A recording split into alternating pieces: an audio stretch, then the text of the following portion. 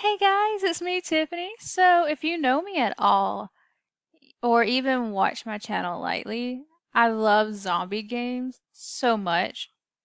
I did my best to remember how many and which zombie games I have played in my lifetime, and I came up with these. I am sure I'm missing a few. I'm sure, and I mean, there's games like Minecraft where there's a zombie in it. I did not include that in there. There's a lot of games that sprinkle zombies, but I was trying to think of games that focus in on the zombies or zombies or maybe like half the game, kind of like the Call of Duty games.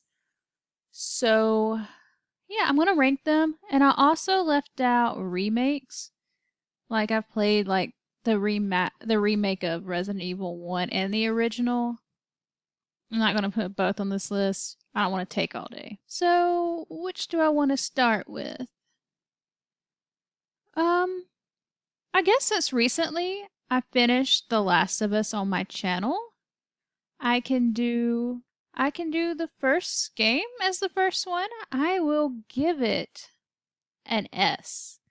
Okay, so obviously I like the game enough to upload it to my channel, but I love the story so much. I do not think the gameplay is necessarily worth an S, but the story is just so good that it makes up for it. And the gameplay is not horrible. It's just I've played games that play a lot better.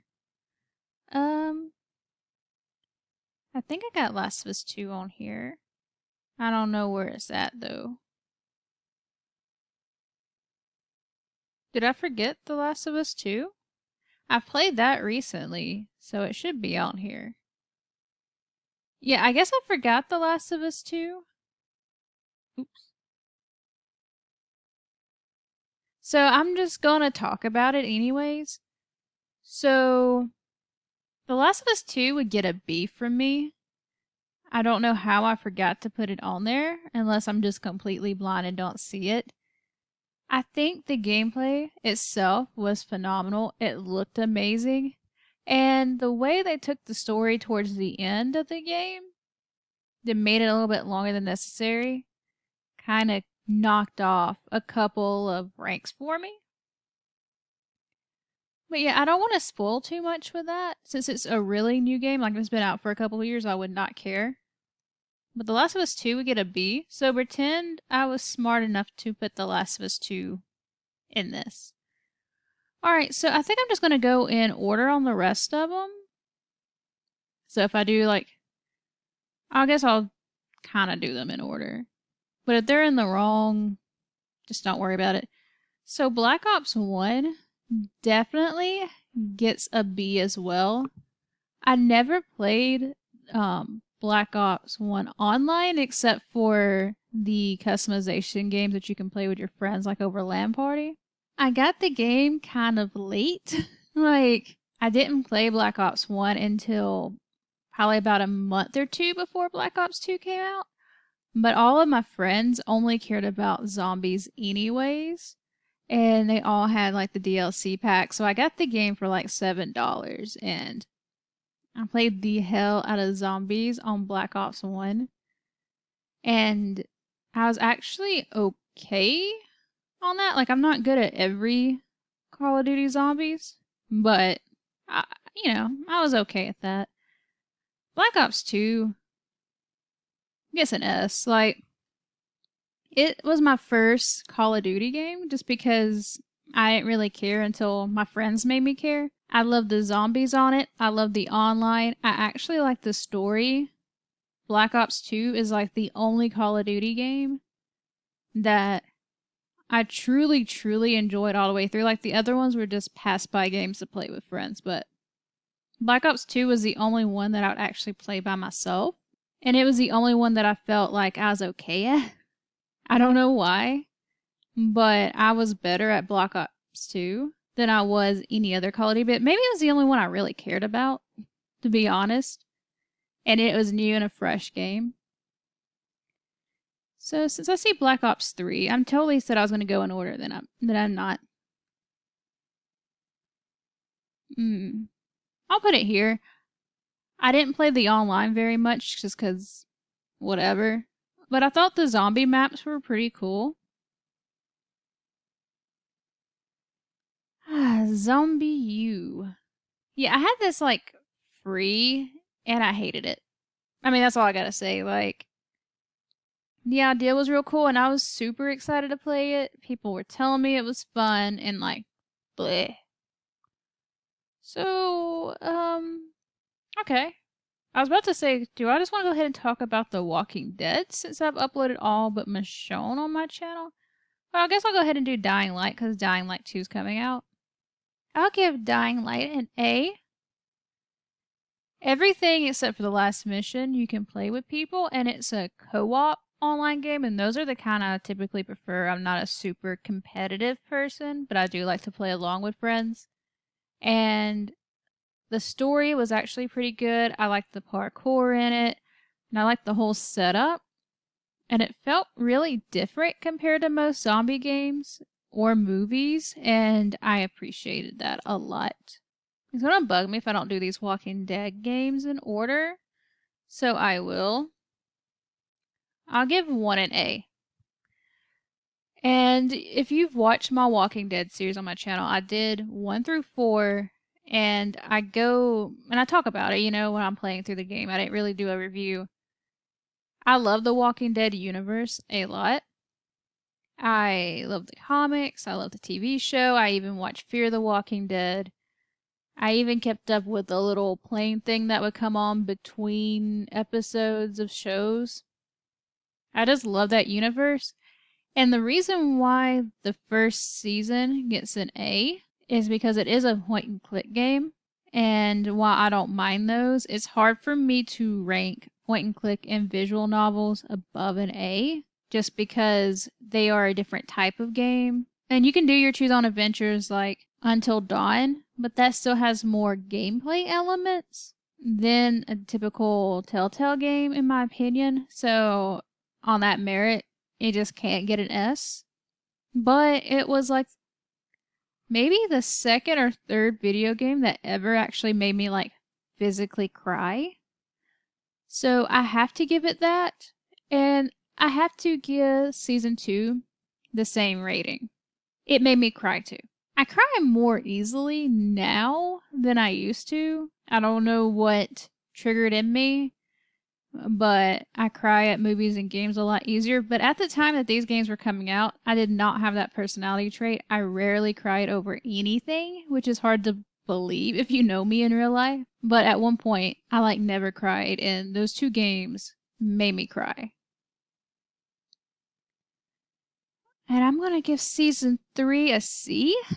It's not the worst game on the planet, and I want to give it on a D on the fact of the game was really broken for a lot of people, even though it wasn't for me, fortunately. Like, it was still playable. But I do think it's really essential, and I know a lot of people want to skip 3 because you don't play as her. But I feel like it's too essential to understand Clementine as a person or as a character. Like, you have to play this game to fully appreciate her.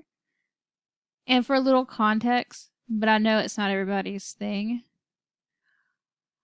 And I know I said I couldn't really give an S, but I will give an S to the final season because if you have not seen the gameplay for the last season, it is completely different than the other Telltale games in general. Like, it's more of like almost Until Dawn, not necessarily that you go into different characters, but you can actually go around, you can actually explore, and yeah, you can walk around in the other ones, but this is different.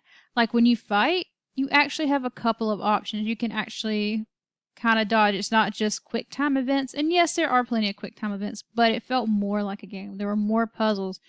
You didn't just get a platinum for just beating the game, you know, or just picking another choice. Like, you know, and it wasn't hard. It's just, you just had to look around, find collectibles, or kill something off without missing, things like that. And it had like, it felt more like an actual game than just kind of choose your own adventure in a movie, if that makes sense. And there's nothing wrong with those type of games. I play a lot of them. But it's the only reason why 1 and 2 can't be an S is because it almost doesn't feel like a game, but 4 actually does feel like a light game at least. Michonne, you'll get a C. I kind of want to rate it lower, and there's a reason why I did not want to play this on my channel, is because it is a lot shorter than the other Telltale games and whatever. But they've changed her story up a lot, and her story from the TV show and the comics are really different. This changed it up again, and there was some stuff that like paralleled somehow in the mesh of the other two, and it just irritated me. That's all it was. Like, I didn't mind it in the time I played it, but when I sit there and reflect on it, I just didn't, whatever.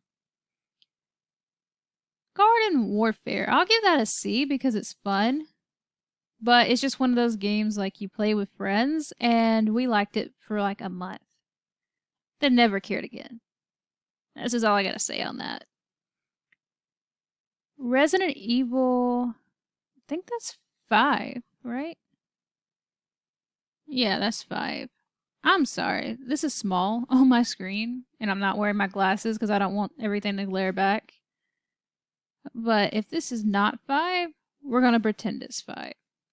I'll give 5 a B, and I know 5 and 6 aren't people's favorites because they're more action-based and horror, but I played both of these games with somebody that I actually enjoy, and I think that makes a world of a difference. Most of the people I know who hate it played it alone, or kind of did co up with somebody they're just kind of okay with. And when you play some of these games with people, who you play it with definitely makes a huge difference. And I know that sounds kind of cliche, but I had a lot of fun playing 5 and 6, but I don't know, the story wasn't bad either. It was like completely different environment, but it was a different vibe. Like there was not much horror in it, and I understand that. But I played these after Resident Evil 7 came out, so I already knew why people are upset. I already knew what to expect going into this, and I think that influences my rating a lot as well. Resident Evil 7 gets an S. This game is actually creepy. It actually made me nervous. It didn't give me nightmares or anything like that, but it did creep me out. And that's something that a lot of stuff doesn't do because I'm so desensitized to that. I jump easy because of noise.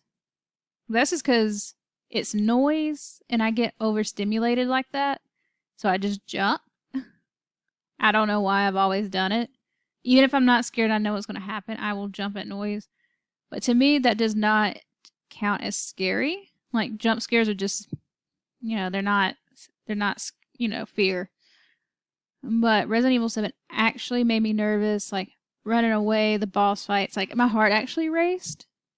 And not because I was mad or I was trying to win. Like I was like, oh crap, what did I do? And I gotta give it that. Like I've watched 2 people play the whole thing and was still willing to play it myself. That says something. I wish I could have played it in VR. But then I probably would have actually gotten nightmares, but I wish I would have had that experience. Okay. 7 Days to Die gets a B as well.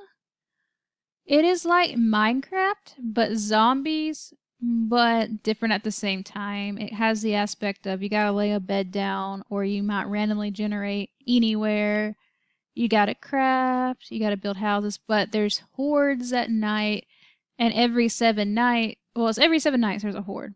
There's zombies at any point though, and there's different types of zombies. You got, the pukers, and they can tear your house down. You could lose a lot of crap. Like, the more hordes you get into, the harder it gets, and I don't think there's a cap on how many days you can go through, because you don't permanently die. You just keep going.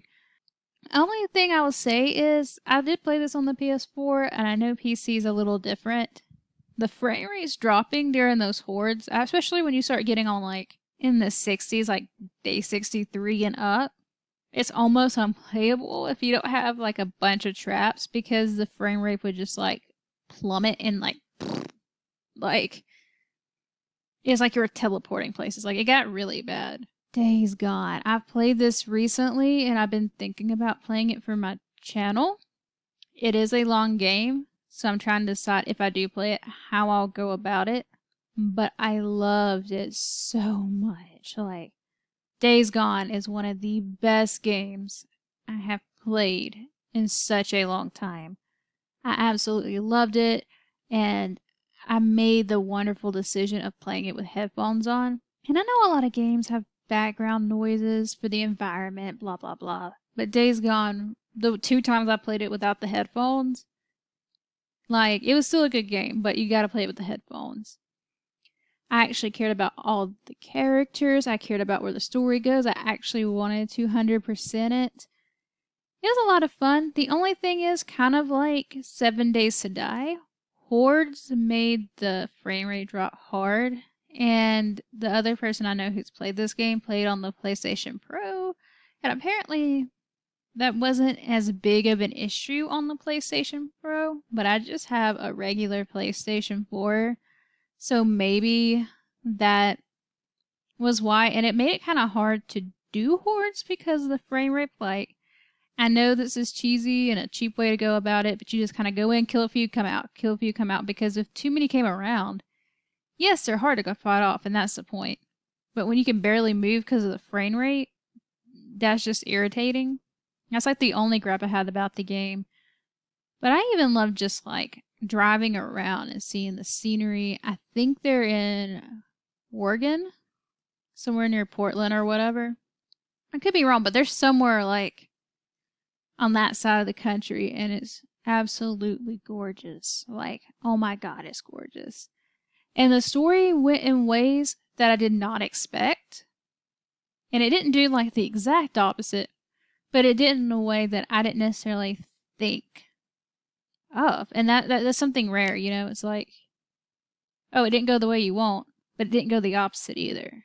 So, whoever made this game and wrote the story and behind it, like the individual people, not the company, need raises. I don't care how much they make. They need a raise. Okay, Dead Island. This is the only game I can say on this list. Well, no, I have played Black Ops 2 on PlayStation 3 and Xbox 360, but I played the entire game exclusively on 360, and it was fun. I played with 2 people, you know, and I just had a lot of fun with it. I don't really remember the story much, but I remember a lot of fond memories of it, and I have good feelings when I think of the game. I have played this within like the past 2 years of Dead Island Riptide, and I will give it as B as well. I didn't care about the story in Riptide, so I'm assuming I probably didn't care in the original Dead Island. But I did play it with somebody. I played it with one person that time, but it was a lot of fun. It was just like a hack and slash little game, and sometimes you like that. Like, you just want to talk and just tear crap up without crying, you know? You have to cry at everything. And I feel about Killing Floor, about this... I'll give it an A, because there's no real story in it. Or... if there is, I didn't play that. I just played the slash mode online with one person and like 2 random peoples. Because playing online's a lot better. And there are glitches. But I absolutely love the carnival theme. They'd have different themes depending on events. One summer, they had a carnival theme that was absolutely perfect. It was so creepy and I loved it. It's kind of like zombies where you just go around and kill with your weapons, but you buy things and you have like, it's different, but it's similar to zombies on Call of Duty if you like that kind of thing. It's like that. It's like the arena and you play with 4 people. But I actually like it better even with the glitches. Resident Evil 2 gets an A. I have not played the remake to this. I've seen somebody play it in a sense of I walked in and out of the room, but I didn't sit down and watch it. It looked good. And I'll give Resident Evil 1 up. I'll give it a C just because it's not my favorite. I liked it, but it's whatever. Okay, World War Z. A game I really liked, but the people I bought it to play with never really touched it, and I didn't get to play it that often. So I'll give it a B. This was fun. You get to pick the person on who's available. You pick up random items, and it's kind of like the arena thing, but there's like a little story, so you just keep progressing to a new area each time. And well, guys, that's all I could think of. I am sorry I left out The Last of Us 2 on there, but remember that should be a B. And if you like any of these games, tell me where you rank them. If you think where my rankings are stupid, let me know that too, and tell me how you would change it. So I'll see you next time.